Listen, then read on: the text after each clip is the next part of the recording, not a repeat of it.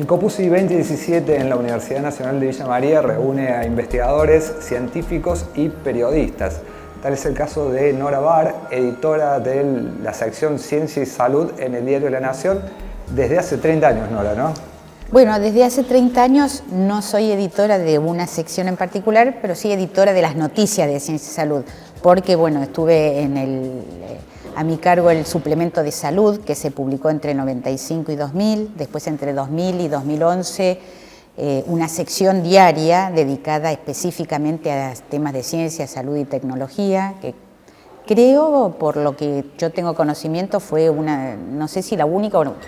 la primera que hubo en un diario de interés general, que cada día salía en igualdad de condiciones, digamos, era más chiquita, pero en igualdad de condiciones con política, economía, en fin.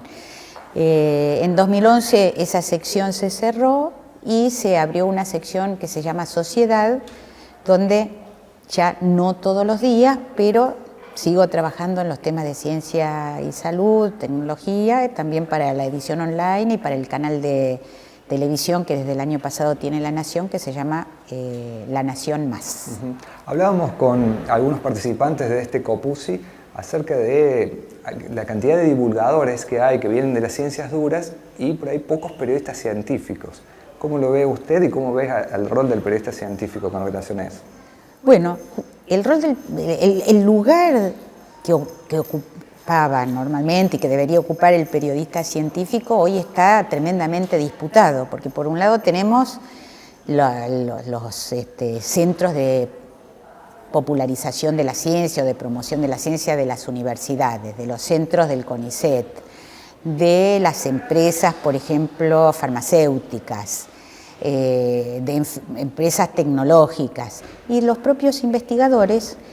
todos tratando de, digamos, hacer llegar sus noticias o su presencia en los medios de comunicación. Entonces, es un lugar, primero, escaso, porque como todos sabemos, los diarios, las cadenas de televisión, la radio, tiene pocos espacios dedicados estrictamente a la ciencia, la salud y la tecnología. Y por otro lado, es un espacio que uno pareciera que le falta una definición, porque aparentemente lo podría ocupar cualquiera de esos actores, ¿no es cierto?, de la comunicación de la ciencia, que tienen una tarea muy importante, muy valorable y me parece que aporta mucho a la difusión de la ciencia en el país, pero que es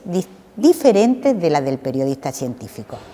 Entonces, muchas veces uno se pregunta, ¿no? ¿Pero para qué estamos los periodistas? Personalmente tengo una respuesta y me parece que la voy a tratar de desarrollar dentro de unos minutos en la charla que vamos a dar con Lucas Viano, pero me parece que ninguno de esos actores hace lo mismo que hace un periodista científico, que por empezar tiene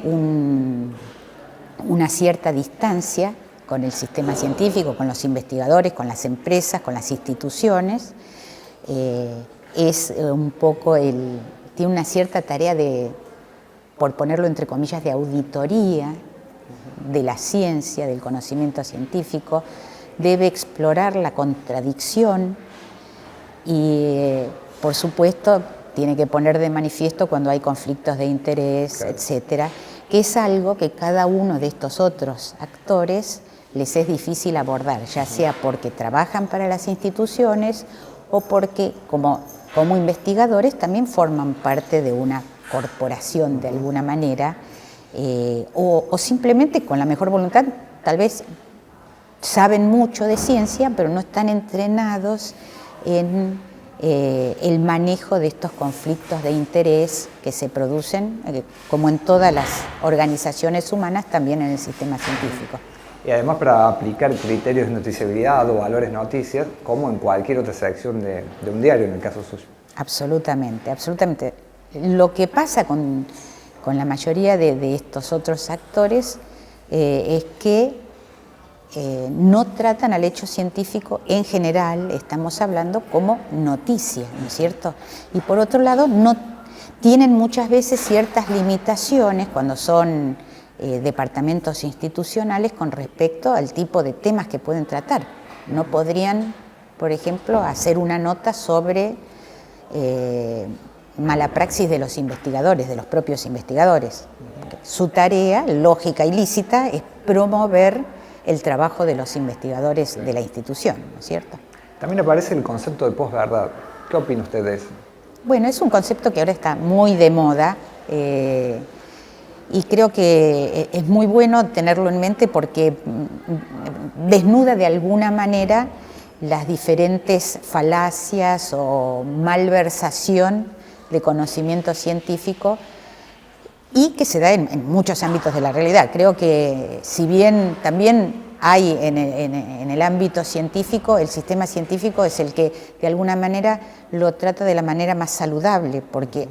hay dentro del propio científico los anticuerpos como para desnudar cuando hay, como decíamos, conflictos de interés, cuando hay influencias de poderes económicos, cuando hay mala praxis, como por ejemplo en el caso de datos falsos o mal diseño de los trabajos, y desde hace un poco más de una década uno ve que las propias, incluso hay todo un movimiento de las propias revistas para dejar en evidencia a las revistas que por el pago de un arancel publican trabajos que no cumplen con los requisitos necesarios para ser publicados, ¿no es cierto?, como corresponde. Así que creo que dentro de lo que es la llamada posverdad o las fake news, que son las noticias falsas, muy facilitadas ahora por los medios digitales, por la rápida diseminación de noticias sin verificación y sin chequeo, dentro de todo, dentro del ámbito científico, es el que estaría más preparado para que no prosperen, aunque sí, se dan como en todos los ámbitos, pero especialmente los periodistas científicos estamos muy entrenados en chequear y rechequear la información para no poner a rodar información falsa. En ese caso, Nora, ¿cómo es la relación suya con el investigador y cómo es la relación también con el paper o con la publicación en alguna revista específica? Bueno, eso cambió muchísimo en estas 3 décadas que llevamos o más de trabajo, ¿no? Antes uno, cuando empezamos a hacer periodismo científico, era prácticamente una especialidad no reconocida, no había mucha gente que se dedicara solamente a estos temas. Y la verdad es que nuestra posición con respecto a los investigadores era de algo así como ir a buscar la verdad, ¿no es cierto?, sin cortapisas y tomar la palabra del investigador como la verdad absoluta. Desde entonces hasta hoy, como decimos, cambió muchísimo, tomamos mucha más distancia del investigador, conocimos mucho más la dinámica de las organizaciones científicas, sabemos que como cualquier otra actividad humana, tiene egos, tiene política, tiene conflictos de interés, tiene errores, algunos intencionados para promoverse en la carrera, otros no intencionados, y tiene, por supuesto, especialmente en el conocimiento de frontera, es un área de gran turbulencia, donde hay desacuerdos, los científicos no se ponen, tienen distintas visiones sobre un mismo hecho, sobre un mismo dato, se interpretan de distintas maneras, algunos dan por probado a veces experimentos que otros sobre los que otros tienen opiniones muy controversiales. Entonces, como periodistas, si es algo que podemos hacer es justamente explorar esa controversia, saber identificar las fuentes más certeras, más confiables, contribuir a un diálogo sobre distintos problemas. Hay problemas que son realmente muy controvertidos entre los propios científicos. Alguna vez le pregunté a Neil deGrasse Tyson, al quien tuve la oportunidad de entrevistar, le digo, pero